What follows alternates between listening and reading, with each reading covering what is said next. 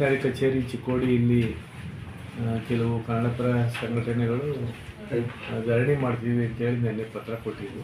ಅದಕ್ಕೆ ಸಂಬಂಧಪಟ್ಟಂತೆ ಕೆಲವು ಮುಖಂಡರುಗಳು ಬಂದು ಇಲ್ಲಿ ಧರಣಿನ ನಡೆಸಿದ್ದಾರೆ. ಮಾನ್ಯ ಉಪವಿಭಾಗಾಧಿಕಾರಿಗಳು, BEO, ನಮ್ಮ ಎಲ್ಲ ಕಚೇರಿ ಸಿಬ್ಬಂದಿಗಳು ಈ ಸಂದರ್ಭದಲ್ಲಿ ಹಾಜರಿದ್ದು ಅವರ ಮನವಿಯನ್ನು ಸ್ವೀಕರಿಸಿದ್ದೀವಿ. ಅವರ ಕೋರಿಕೆ ಒಂದು ಏನು ಅಂತಂದರೆ, ಶಾಲೆಗಳಲ್ಲಿ ಮೂಲಭೂತ ಸೌಲಭ್ಯಗಳು, ಕೆಲವು ಶಾಲೆಗಳಲ್ಲಿ ಕೊಠಡಿಗಳು ರಿಪೇರಿ ಆಗಬೇಕಾಗಿದೆ, ಶೌಚಾಲಯ, ಕುಡಿಯುವ ನೀರು, ಬಿಸಿ ಊಟಕ್ಕೆ ಸಂಬಂಧಪಟ್ಟಂತೆ ಕೆಲವು ಸಮಸ್ಯೆಗಳನ್ನ ಮನವಿನಲ್ಲಿ ಹೇಳಿದ್ದಾರೆ. ಈಗಾಗಲೇ ಸಾಕಷ್ಟು ರಿಪೇರಿಗೆ ಅನುದಾನ ಸರ್ಕಾರದ ವಿವಿಧ ಯೋಜನೆ ಅಡಿ ಬಂದು ಅನುಷ್ಠಾನಗೊಳ್ತಾ ಇದೆ. ಹೆಚ್ಚುವರಿ ಅವಶ್ಯಕತೆ ಇರ್ತಕ್ಕಂಥವನ್ನು ಕೂಡ ಮಾನ್ಯ ಶಾಸಕರು ಈಗಾಗಲೇ ಪಟ್ಟಿ ಕೊಡಿ, ಅದಕ್ಕೆ ಕೂಡ ಅನುದಾನ ರಿಲೀಸ್ ಮಾಡಿಸೋಣ ಅಂತ ಹೇಳಿದ್ದಾರೆ. ನಾವು ಈ ಮನೆಯವಿ ಎಲ್ಲ ಅಂಶಗಳನ್ನು ಕೂಡ ನಾವು ಇವತ್ತು ಚರ್ಚೆ ಮಾಡೋಣ ಅಂಥೇಳಿ ವಿಭಾಗಾಧಿಕಾರಿಗಳು ಕೂಡ ಬಂದಿದ್ದರು. ಅವರ ಅಧ್ಯಕ್ಷತೆಯಲ್ಲಿ ಮಧ್ಯಾಹ್ನ ಒಂದು ಮೀಟಿಂಗ್ ಕೂಡ ನಾವೆಲ್ಲ ಮೇಲ್ವಿಚಾರಣಾಧಿಕಾರಿಗಳು ಮಾಡ್ತಿದ್ದೀವಿ.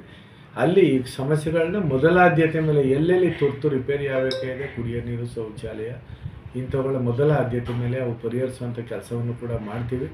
ಮತ್ತು ಈಗೇನೋ ಧರಣಿ ಕುರಿತು ಅವರ ಜನರಿಗೆ ಸಮಸ್ಯೆಗಳಿಗೆ ಸ್ಪಂದಿಸಬೇಕಾದ್ದು ಇಲಾಖೆ ಅಧಿಕಾರಿಗಳ ನಮ್ಮ ಮೊದಲ ಕರ್ತವ್ಯ. ಹಾಗಾಗಿ ಮೊದಲ ಆದ್ಯತೆ ಮೇಲೆ ಇವತ್ತು ಏನು ಮನವಿ ಕೊಟ್ಟಿದ್ದಾರೆ ಅವುಗಳಿಗೆಲ್ಲ ಸ್ಪಂದಿಸಿ ಶಾಸಕರ ಜೊತೆ ಮತ್ತು ಇಲಾಖೆ ಎಲ್ಲ ಅಧಿಕಾರಿಗಳ ಜೊತೆ ನಾವು ಕೋರ್ಡಿನೇಟ್ ಮಾಡಿಕೊಂಡು ಚಿಕ್ಕೋಡಿ ಶೈಕ್ಷಣಿಕ ತಾಲೂಕಿನಲ್ಲಿ ಇರ್ತಕ್ಕಂಥ ಏನು ಸುಧಾರಣೆ ಆಗಬೇಕು ಸಣ್ಣ ಪುಟ್ಟ ಸಮಸ್ಯೆಗಳು, ಅವಳನ್ನ ನಾವು ಶಿಕ್ಷಕರ ಸಂಘಟನೆ ಎಲ್ಲ ಪದಾಧಿಕಾರಿಗಳ ಜೊತೆ ಸೇರಿಕೊಂಡು ನಾವು ಪರಿಹಾರ ಮಾಡೋಕ್ಕೆ ನಾವು ಇವತ್ತೆಲ್ಲ ಆಲೋಚನೆ ಮಾಡಿದ್ದೀವಿ. ಧನ್ಯವಾದಗಳು. ಇವಾಗ ಶುದ್ಧ ಘಟಕಗಳು ಬರ್ತಕ್ಕಂಥವು APMCಗೆ ಬರಲ್ಲ, ಅವು PRD ಮೂಲಕನೇ ಆಗ್ತಾ ಇದ್ದಾವೆ. ಅವುಗಳು ಬರ್ತಕ್ಕಂಥವ್ರ ಸಂಖ್ಯೆನೂ ಕೂಡ ಕಡಿಮೆ ಇದ್ದಾವೆ. ಇದನ್ನು ಮೊದಲ ಆದ್ಯತೆ ಮೇಲೆ ನೀವು ಇವತ್ತು ಏನು ಕೊಟ್ಟಿದ್ದೀರಿ ಮತ್ತು ನಮ್ಮ ಅಧೀನದಲ್ಲಿರೋ ಅಧಿಕಾರಿಗಳಿಂದ ಇವುಗಳನ್ನೆಲ್ಲ ತರಿಸ್ಕೊಂಡು ಮೊದಲ ಆದ್ಯತೆ ಮೇಲೆ ಎಷ್ಟು ಇದು ಮಾಡ್ಬೋದು ಇದನ್ನು ತೆಗೆದುಕೊಂಡು ಈ ಶಾಸಕರ ಹತ್ರನೂ ಕೂಡ ಮಾತನಾಡಿ ನಾನೇ ವೈಯಕ್ತಿಕವಾಗಿ ನಿಂತ್ಕೊಂಡು ಇವುಗಳ ಮೇಲುಸ್ತುವಾರಿ ಮಾಡ್ತೀವಿ. ಇದು ಇಂಪ್ಲಿಮೆಂಟ್ ಆದ ಫಲಶ್ರುತಿ ಎಷ್ಟಾಯಿತು ಅನ್ನೋದನ್ನು ಕೂಡ ಮತ್ತೆ ನಿಮ್ಮನ್ನು ಕರೆದು ಶಾಸಕರ ಜೊತೆ ನಿಮ್ಮ ಜೊತೆ AC ಅವರಂತೂ 24/7 ಬೆಳಿಗ್ಗೆ ಅವರೇ ಜ್ಞಾಪಕ ಮಾಡಿದ್ರು, ಕೊಟ್ಟಿದ್ದಾರೆ ಮನೆ ನಮ್ಮ ಆಫೀಸ್ಗೆ ಕೊಟ್ಟಿದ್ದಾರೆ ಸರ್, ಒಂದು ಇಂಗ್ಲೀಷ್ ಒಂದು ಸಮಸ್ಯೆ ಇದೆ, ಹ್ಯಾಂಡಲ್ ಮಾಡಿ ಬರ್ತೀನಿ ಅಂತ ಹೇಳಿದೆ. ನಾವು ಯಾವಾಗಲೂ ಅವ್ರು ನಮ್ಮ ಇಲಾಖೆ ಲೆವೆಲ್ಗೆ ಇರ್ತಾರೆ, ಯಾವಾಗಲೂ ಗುರುತಿಸ್ತಾರೆ. ಇದನ್ನು ಖಂಡಿತ ನಾವು ಸಾಲ್ವ್ ಮಾಡೋಣ. ಇದರಲ್ಲಿ ನಾವು ಹಿಂಜಗಿಯುವಂಥ ಪ್ರಶ್ನೆನೇ ಇಲ್ಲ. ನೀವೇನೀಗ ರಿಪೇರಿದು ಮೊದಲ ಆದ್ಯತೆ ಕೊಡೋಣ. ನಾವು ರಿಸಲ್ಟ್ ತುಂಬ ಓಡಾಡ್ತಾ ಇದ್ದೀವಿ. ನೀವು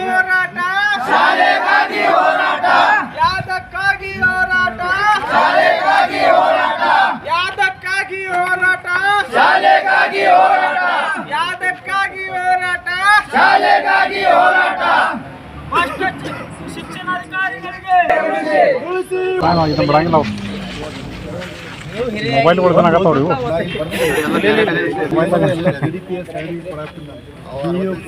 ತಿಳ್ಕೊಳ್ಳಿ ಆಯ್ತಾ.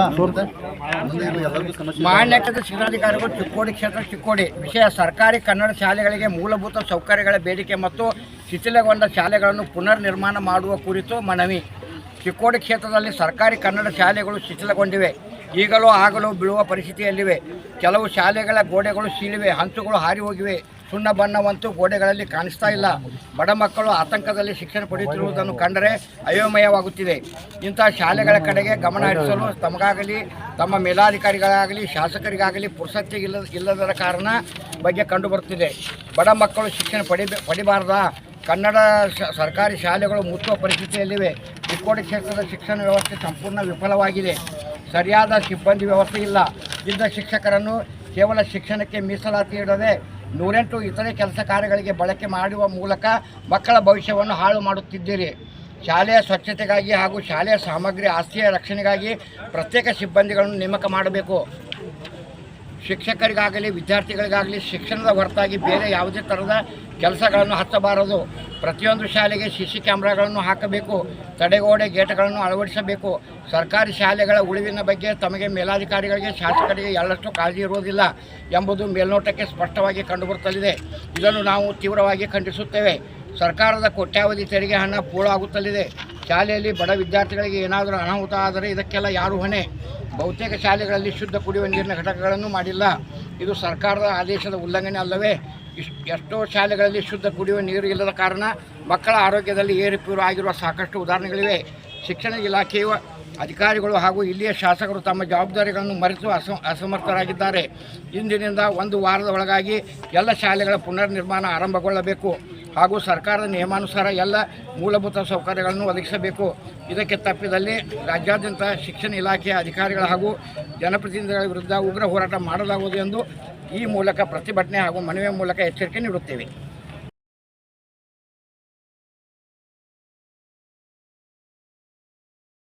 ವೀಕ್ಷಕರೇ, ನೀವು ಇನ್ನು ನಮ್ಮ ಜೀ ಕನ್ನಡ ಮೀಡಿಯಾ ಚಾನೆಲ್ಗೆ ಸಬ್ಸ್ಕ್ರೈಬ್ ಆಗಿಲ್ಲ ಅಂದ್ರೆ ಕೂಡಲೇ ಸಬ್ಸ್ಕ್ರೈಬ್ ಮಾಡಿ. ಇದಿಷ್ಟು ಈವರೆಗಿನ ಸುದ್ದಿ. ನಿರಂತರ ಸುದ್ದಿಗಳಿಗಾಗಿ ನೋಡ್ತಾ ಇರಿ ಜೀ ಕನ್ನಡ ಮೀಡಿಯಾ.